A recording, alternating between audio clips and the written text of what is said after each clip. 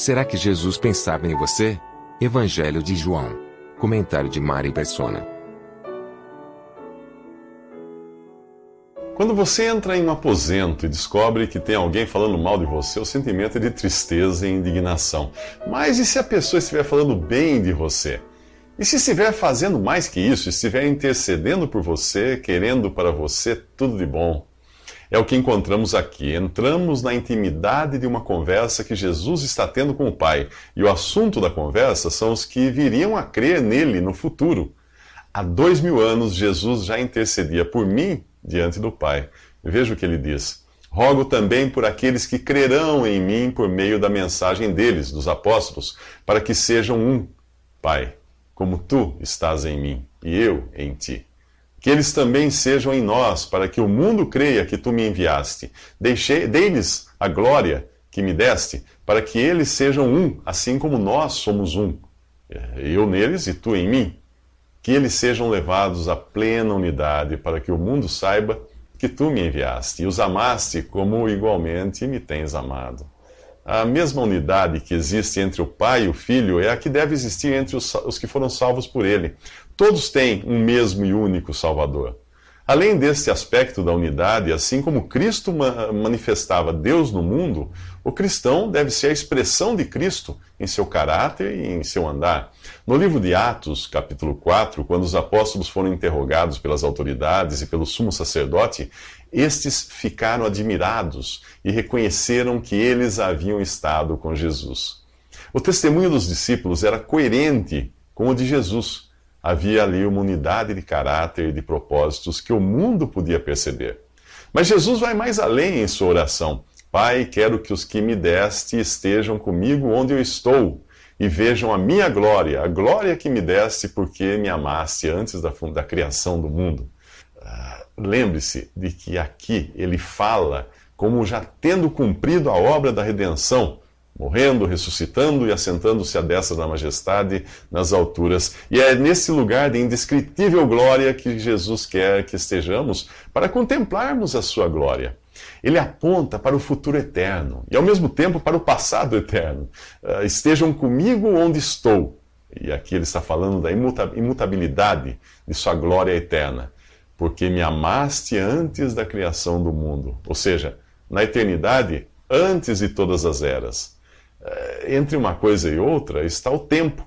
Essa coisinha linear que Deus criou juntamente com a matéria que nós conhecemos e que deixará de existir quando chegarmos ao estado eterno.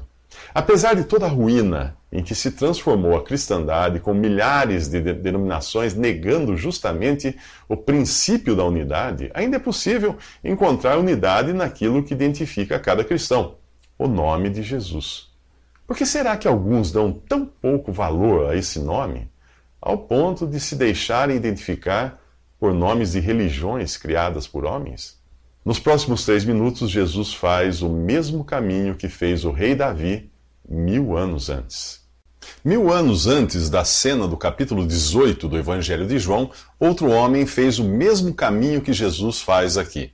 O rei Davi, quando teve seu trono usurpado por seu filho Absalão, ele cruzou o ribeiro de Cedron, assim como Jesus faz aqui, fugindo de Jerusalém por ter sido um pai omisso. Jesus cruza o mesmo ribeiro por ser um filho submisso. Mas quem era Absalão? A história do terceiro filho de Davi e o seu trágico fim você encontra nos capítulos 13 ao 20 de 2 Samuel. O seu nome significa patrono da paz, o que Davi certamente queria que ele fosse, ao adotar um método pacífico para educar seus filhos. Absalão foi tratado do mesmo modo que Davi tratava Adonias, seu quarto filho. Dele é dito que seu pai nunca o havia contrariado, nunca lhe perguntava, por que você age assim? Absalão era filho de uma das esposas pagãs de Davi, uma união contrária à vontade de Deus. Em seu plano original, Deus queria que cada homem tivesse apenas uma mulher, e que esta adorasse o Deus verdadeiro. Mas nada disso foi levado a sério por Davi, que paparicava o seu belo filho. Em todo Israel não havia homem tão elogiado por sua beleza como Absalão. Da cabeça aos pés não havia nele nenhum defeito. filho de um casamento não autorizado por Deus, criado na idolatria de sua mãe, bajulado por sua aparência e recebendo de seu pai uma educação pacífica, de modo a nunca ser contrariado, advertido ou castigado. Esse era Absalão. Os modernos educadores devem muito a Davi por seu método de educar os filhos. É o método do homem, contrário ao método de Deus, descrito em Hebreus 12, que diz assim: o Senhor disciplina a quem ama e castiga todo aquele a quem aceita como filho. Se vocês não são disciplinados e a disciplina é para todos os filhos, então vocês não são filhos legítimos, mas sim ilegítimos. Além disso, tínhamos pais humanos que nos disciplinavam e nós os respeitávamos. Deus nos disciplina para o nosso bem, para que participemos da sua santidade. Nenhuma disciplina parece ser motivo de alegria no momento, mas sim de tristeza. Mais tarde, porém, ela produz fruto de justiça e paz para aqueles que por ela foram exercitados.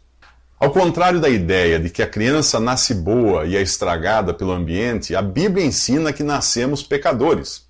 O livro de Provérbios diz que a insensatez está ligada ao coração da criança, mas a vara da disciplina a livrará dela.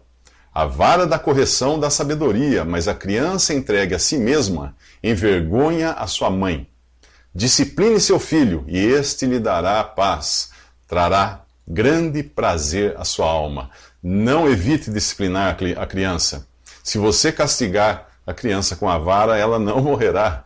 Castigue-a você mesmo com a vara e assim a livrará da sepultura. Tudo isso você encontra nos capítulos 22, 23 e 29 de Provérbios. Davi não fez assim, e só lhe restou chorar a perda do seu filho. Nos próximos 3 minutos nós encontraremos um dragão em pele de cordeiro. No Antigo Testamento, Davi é uma figura de Jesus, o rei traído e desprezado que o profeta Isaías descreveu como não tendo qualquer beleza ou majestade que nos atraísse, nada em sua aparência para que o desejássemos. Por sua vez, Absalão, o filho de Davi, elogiado por sua beleza, é uma figura do anticristo, o usurpador do trono e representante visível do príncipe deste mundo, Satanás. Porém, quando Jesus voltar para reinar, já não virá mais como servo manso e humilde, mas como um rei poderoso e implacável para com seus inimigos.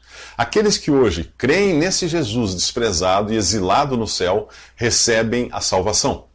Os que o rejeitam serão levados a crer no anticristo, aquele que João descreve como a besta que saía da terra, com 2 chifres como cordeiro, mas que falava como dragão. Como fez Absalão, cujo nome significa patrono da paz, o anticristo virá revestido em pele de cordeiro para encobrir a sua natureza de dragão, herdada de Satanás. O apóstolo João previu que muitos anticristos surgiriam antes do derradeiro anticristo, e algumas características os denunciariam. Uma seria o fato de negarem que Jesus veio em carne, isto é, que Deus assumiu a forma humana. Outra característica seria a sua habilidade de fazer sinais e milagres. Se você vive atrás de sinais e milagres, saiba que pessoas assim serão as vítimas do anticristo. Paulo fala que a vinda desse perverso é segundo a ação de Satanás com todo o poder, com sinais e com maravilhas enganadoras. Ele fará uso de todas as formas de engano e da injustiça para os que estão perecendo, porquanto rejeitaram o amor à verdade que os poderia salvar. Quando Deus ordenou a Faraó que deixasse os israelitas saírem livres da escravidão do Egito, Faraó se opôs. Ao invés de libertar o povo de Deus, ele mandou que este recebesse uma carga maior de trabalho. Nos capítulos 7 e 8 do livro de Êxodo, por 5 vezes Faraó endureceu o seu próprio coração. Então, no capítulo 9, diz que o Senhor endureceu o coração de Faraó. O homem que se recusa teimosamente a ouvir a palavra de Deus chega a um ponto sem volta, quando o endurecimento de seu coração passa a vir de Deus. É o que ocorrerá após o arrebatamento da igreja. Para aqueles que ouviram o Evangelho e foram deixados para trás, Deus lhes envia um poder sedutor, a fim de que creiam na mentira e sejam condenados todos os que não creram na verdade. Quanto tempo falta para isso acontecer? A Bíblia responde: um piscar de olhos. A hora de crer em Jesus é agora. Nos próximos 3 minutos, Judas, outra figura do anticristo, leva os soldados até Jesus. Judas, o traidor, conhece o lugar onde Jesus está, portanto leva consigo um destacamento de soldados e alguns guardas enviados pelos chefes dos sacerdotes e fariseus, levando tochas, lanternas e armas. A luz do mundo estava ali, bem ali, e mesmo assim os homens precisam de lanternas para encontrá-la. Outro evangelho mostra que Judas beija Jesus para identificá-lo para os guardas na noite escura. Jesus se adianta a ir ao encontro deles. Ele está pronto para ser preso e conduzido à morte. Mas antes, os soldados terão uma pequena amostra de quem é aquele que pretendem aprisionar. A quem vocês estão procurando? Pergunta Jesus. A Jesus de Nazaré, respondem eles. A resposta de Jesus nos remete ao encontro de Moisés com Deus, no capítulo 4 do livro de Êxodo. Ao perguntar a Deus o seu nome, Moisés ouviu a seguinte resposta: eu sou o que sou. É isto que você dirá aos israelitas: eu sou, me enviou a vocês. A mesma expressão, eu sou, sai agora da boca de Jesus, e isso é suficiente para fazer os soldados caírem de costas. Ali está o Criador, o Senhor do universo, o eu sou, e os soldados são incapazes de suportar apenas um lampejo de sua glória. Este é Jesus e Jeová. Jesus intercede pelos discípulos, afinal de contas era ele que buscavam, portanto que deixassem ir livres os outros. Nenhum deles sofreria dano algum, nem mesmo Pedro, que em sua impetuosidade sacou da espada e decepou a orelha do servo do sumo sacerdote. Jesus o repreende. Guarde a espada, acaso não haverei de beber o cálice que o Pai me deu? O Evangelho de Lucas revela que Jesus curou a orelha do rapaz. A palavra de Deus é chamada em Efésios 6 de espada do Espírito e em Hebreus 4 de espada de 2 gumes. Portanto, a repreensão de Jesus faz todo sentido. Jamais deveríamos usar a espada da palavra de Deus para deixar as pessoas surdas à mesma palavra. Mas quando é que cortamos orelhas com a palavra de Deus? Quando usamos a Bíblia para agredir as pessoas e as tornamos endurecidas e avessas à verdade. Você já se viu metralhando pessoas com versículos mais para defender sua posição do que pelo desejo de salvá-las? Pessoas inseguras usam a palavra de Deus como forma de marcar território. Quando nós brandimos a espada da palavra com agressividade, ou a usamos para criar em nós uma aura de piedade, podemos estar tentando, na verdade, compensar nossa própria falta de comunhão com Deus. A valentia de Pedro só confirmava sua insegurança. Horas depois, ele negaria Jesus. O piedoso beijo de Judas escondia a traição do filho do diabo que ele realmente era. E você? Como tem usado a palavra de Deus? Para cortar orelhas ou para curar os surdos? Para exibir sua piedade ou para revelar o Salvador? Nos próximos 3 minutos, o juiz é julgado.